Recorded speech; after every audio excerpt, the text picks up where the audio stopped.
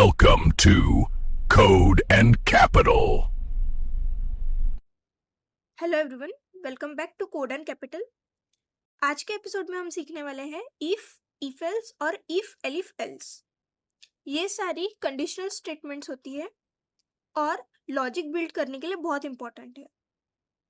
आज का टॉपिक इसलिए भी इंपॉर्टेंट है क्योंकि यही से प्रोग्रामिंग एक्चुअली सोचना स्टार्ट करती है। चाहे आप स्टूडेंट हो, बिगिनर हो या ट्रेडर, कंडीशनल स्टेटमेंट समझना आपके लिए बहुत इंपॉर्टेंट है। अब ये सवाल है कि इफ एल्स इतना इंपॉर्टेंट क्यों है। सो आप सिंपली सोचो, अगर इफ एल्स ना हो तो क्या होगा। पहले तो प्रोग्राम सिर्फ लाइन बाय लाइन चलेंगे। सेकंड, ऑटोमेशन पॉसिबल ही नहीं होगा। And third, trading strategy banana impossible हो जाएगा। It means if else programming को स्मार्ट, डायनामिक और इंटेलिजेंट बनाता है। पहले हम इफ एल्स समझ लेते हैं, बाद में हम तीनों को सेपरेटली समझेंगे आगे जाके विथ कोड्स। सो पहले एक कंडीशन चेक करता है पाइथन। अगर वो कंडीशन ट्रू हुई तो पाइथन एक एक्शन परफॉर्म करेगा। अगर वो कंडीशन फॉल्स हुई तो उसके अल्टरनेट एक्शन परफॉर्म करेगा या कुछ भी नहीं करेगा। इस प्रोसेस को बोलते हैं इफ एल्स लॉजिक। यही है प्रोग्रामिंग का डिसीजन मेकिंग सिस्टम। अब एक डेली लाइफ एग्जांपल से समझते हैं। सोचो, अगर बारिश हो रही हो तो हम डिसाइड करेंगे कि अम्ब्रेला लेके जाना है, और एल्स अगर नहीं हो रही हो सो हम नॉर्मली बाहर जाएंगे। आपने नोटिस किया होगा, आपने डिसीजन बनाया, बस यही सेम लॉजिक पाइथन में लिखना होता है। जैसे हम एक और स्टूडेंट लाइफ एग्जांपल देखते हैं जिससे स्टूडेंट रिलेट कर पाए। अगर मार्क्स 40 या उससे ज्यादा है तो आप पास हो, एल्स आप फेल हो। सिंपल। देन हम ट्रेडर्स के लिए एक एग्जांपल देखते हैं। ट्रेडिंग में तो इफ एल्स बैकबोन है। अगर प्राइस ऊपर जा रहा है सो हमें बाय करना है, एल्स सेल या नो ट्रेड। इसी लॉजिक पर अल्गोरिथमिक ट्रेडिंग बॉट्स काम करते हैं। मशीन सिर्फ कंडीशन चेक करती है और डिसीजन लेती है। नाउ कंडीशनल स्टेटमेंट का सबसे सिंपल फॉर्म होता है इफ स्टेटमेंट। पहले कंडीशन चेक करता है पाइथन कि अगर कंडीशन ट्रू है तो एक्शन परफॉर्म होंगी, और अगर फॉल्स है कंडीशन तो स्किप करेंगे, कोई भी एक्शन परफॉर्म नहीं होंगी। सिंपल। अब इसका हम कोड के थ्रू हम इफ कंडीशन को समझेंगे और आपको ज्यादा क्लियर होगा। हमने यहाँ एक सिंपल सा एग्जांपल लिया है इफ कंडीशन का। यहाँ हमने प्राइस नाम का वेरिएबल लिया है जिसके अंदर हमने 150 वैल्यू को असाइन किया है। देन हमने इफ कंडीशन यूज किया है और उसके अंदर कंडीशन दी है price is greater than 100। Then print होगा price is above 100, that is जो भी हमने प्राइस को वैल्यू असाइन की है वो। सो इस कोड को रन कर लेंगे एंड आउटपुट देखेंगे। सो हमारा आउटपुट यहाँ आ गया है, price is above 100, that is 150। सो हमने with the help of F string यहाँ पे हमने हमारा आउटपुट प्रिंट किया है। सो एफ स्ट्रिंग हमारे आउटपुट को और ज़्यादा रीडेबल, क्लीन बना देता है। और अब हम यहाँ पे देखते हैं कि इन केस अगर ये कंडीशन फॉल्स हुई तो क्या होगा। सो यहाँ हम 99 कर देंगे एंड देन फिर से रन करेंगे। सो हमने यहाँ पे कोड को प्राइस की वैल्यू चेंज करके 99 किया है कोड में, एंड हमने फिर से रन किया तो हमें यहाँ आउटपुट कुछ भी नहीं मिला।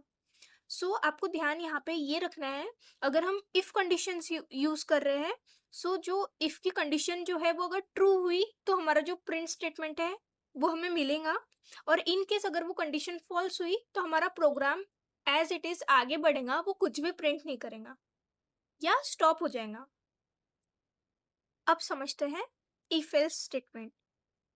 जब इफ के साथ एल्स ऐड कर देते हैं तो पाइथन हमेशा दोनों में से एक ब्लॉक एग्जीक्यूट करता है। जैसे अगर कंडीशन ट्रू हुई तो हमारा इफ ब्लॉक एग्जीक्यूट होगा, और अगर कंडीशन फॉल्स हुई तो हमारा एल्स ब्लॉक एग्जीक्यूट होगा। दोनों ब्लॉक कभी भी एक साथ एग्जीक्यूट नहीं होंगे। सो इसका भी हम सिंपल एक एग्जांपल देखेंगे तो आपको और ज़्यादा क्लियर होगा। हमने यहाँ पे मार्क्स नाम का वेरिएबल लिया है, उसके अंदर 35 वैल्यू स्टोर की है, means marks is equals to 35। Then हमने एक इफ कंडीशन दी है, if marks is greater than और इक्वल टू 40 देन प्रिंट होगा पास, एल्स फेल। अब जो हमारी मार्क्स की वैल्यू है वो है 35, so means it is smaller then 40। सो अब यहाँ पे हमारी जो कंडीशन है इफ की वो हो गई है फॉल्स। देन अब हमारा एल्स एल्स कंडीशन एग्जीक्यूट होगा, मीन्स हमें फॉल्स एज अ आउटपुट मिलेगा। सो हम कोड को रन करेंगे। सो जैसे मैंने आपको बताया था, यहाँ पे हमारा आउटपुट आया है फेल। अगर हमारे यहाँ पे मार्क्स की वैल्यू अबो 40 होती, सो आउटपुट क्या आता, एक बार वो भी देख लेते हैं। मैंने यहाँ मार्क्स की वैल्यू को 35 से बदल के 50 कर दिया है। सो अब जो हमारी इफ वाली कंडीशन है वो ट्रू हो रही है, means 50 is greater than 40। Yes, it is true, so now it will print pass. So हमारा आउटपुट यहाँ आ गया पास। आई होप आपको क्लियर होगा कि इफ एल्स कैसे काम करता है। सिंपली आपको याद ये रखना है, अगर हमारी इफ वाली कंडीशन ट्रू हो गई तो हमारा हमारी इफ वाला ब्लॉक एग्जीक्यूट होगा, और अगर हमारी इफ वाली कंडीशन फॉल्स हो गई सो हमारा एल्स वाला जो ब्लॉक है वो एग्जीक्यूट होगा। सिंपल। अब कंडीशन बनाने के लिए हमें चाहिए होते हैं कंपैरिजन ऑपरेटर। कंपैरिजन ऑपरेटर हमने ये प्रीवियस लेक्चर में देखा हुआ है जब हमने सारे ऑपरेटर्स देखे थे एक साथ। So greater than, less than, equal to, not equal to, greater than equal to, less than equal to, ये ऑपरेटर्स ही डिसाइड करते हैं कंडीशन ट्रू है या फॉल्स। हम कंपैरिजन ऑपरेटर का एक सिंपल एग्जांपल देखेंगे तो आपको और ज़्यादा अच्छे से समझ आएगा कि कंपैरिजन ऑपरेटर काम कैसे करते हैं। हमने यहाँ एक बहुत बेसिक सा एग्जांपल लिया है, जहाँ पे हमने x इक्वल्स टू 10 असाइन किया है, then y equals to 20, and फिर हमने with the help of comparison operator यहाँ कुछ कंडीशन चेक कर रहे हैं हम। x is greater than y, x is less than y, x is equal to y, x is not equal to y। So code को run करेंगे और फिर आउटपुट के थ्रू समझेंगे कि हुआ क्या है एक्चुअली। सो हमारा आउटपुट यहाँ आ गया है। अब एक एक करके समझते हैं आउटपुट आया कैसे है। सो हमारी x की वैल्यू है 10 एंड y की वैल्यू है 20। सो हमने पहली कंडीशन चेक करने दी है कि x is greater than y, so it means 10 is greater than y, 10 is greater than 20, so it is false. So हमारा आंसर आ गया है फॉल्स। देन हम सेकेंड कंडीशन में चेक कर रहे हैं x is smaller than y, means 10 is smaller than 20, so yes, it is true. So हमारा आउटपुट आ गया है true. Then in third condition हम चेक कर रहे हैं x is equal to y, so basically it means 10 is equals to 20. It is no, means we got here false. Then in fourth condition 10 is not equals to 20, so yes, it is true, so we got here true. I hope आपको समझाऊंगा कि conditional operator work कैसे करते हैं। सो अब हम यहाँ कुछ रियल वर्ल्ड एग्जांपल देखते हैं। जैसे फॉर स्टूडेंट्स, अगर मार्क्स 90 से अबो हो तो हमें प्रिंट करना है grade A and so on. Then फिर दूसरा एग्जांपल है हमारे पास, age is greater than 18, so आप एलिजिबल हो फॉर वोटिंग। देन एक फॉर ट्रेडर है। सो अब आपके लिए काम यहाँ ये है कि आपको जो स्टूडेंट और बिगिनर वाला है वो आपको खुद से रन करना है। हम यहाँ अभी ट्रेडर वाला एग्जांपल लेंगे।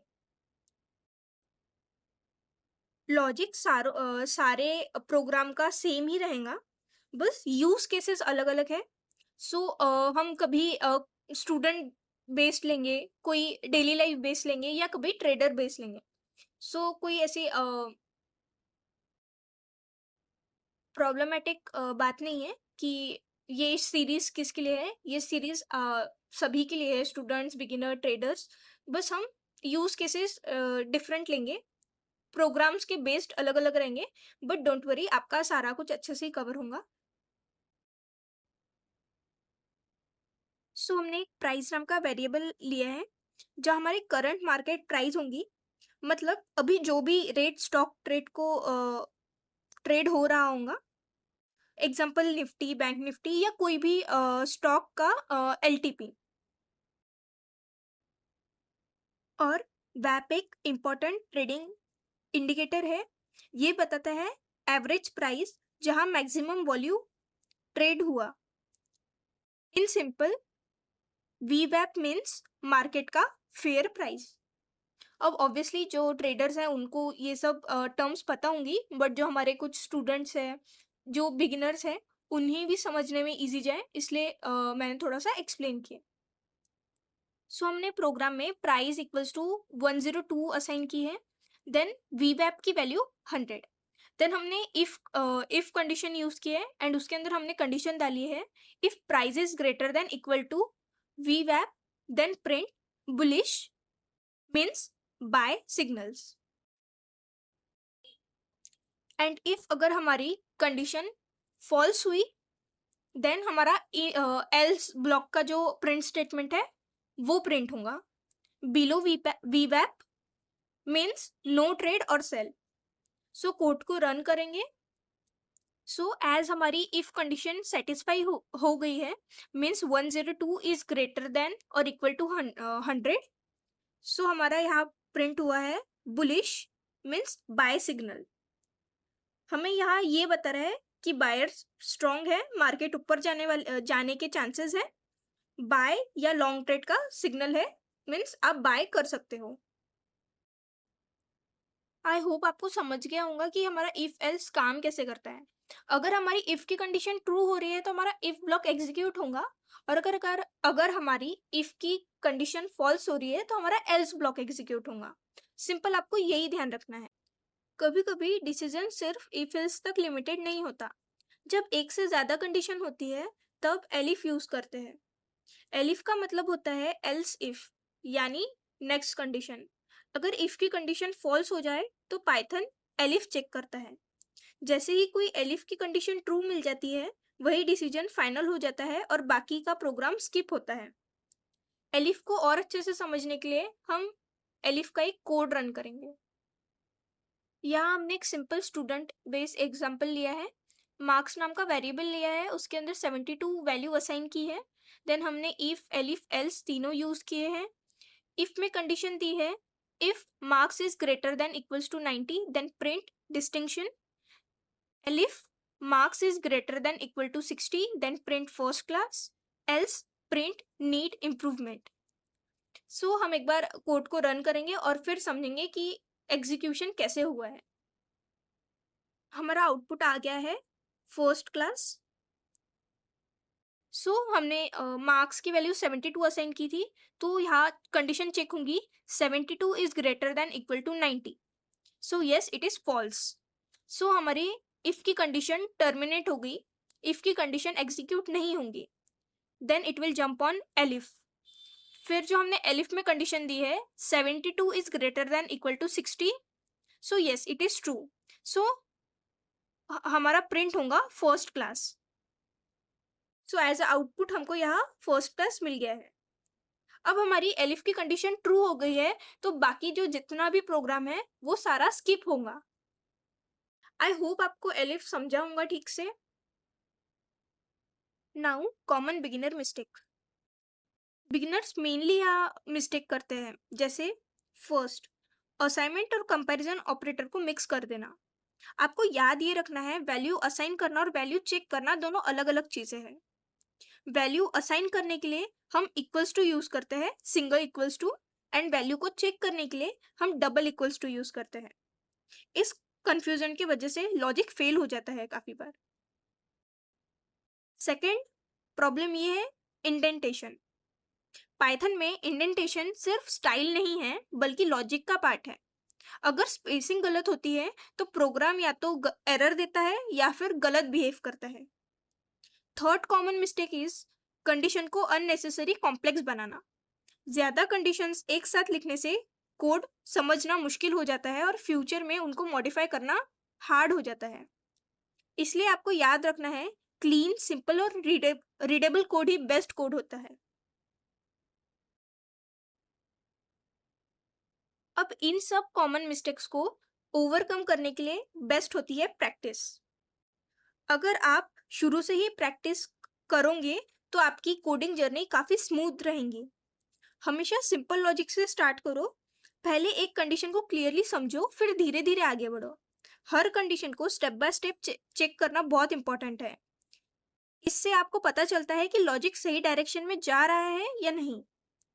जब बेसिक अंडरस्टैंडिंग क्लियर हो जाए, तभी आपको कॉम्प्लेक्स प्रॉब्लम्स को सॉल्व करने का ट्राई करना चाहिए।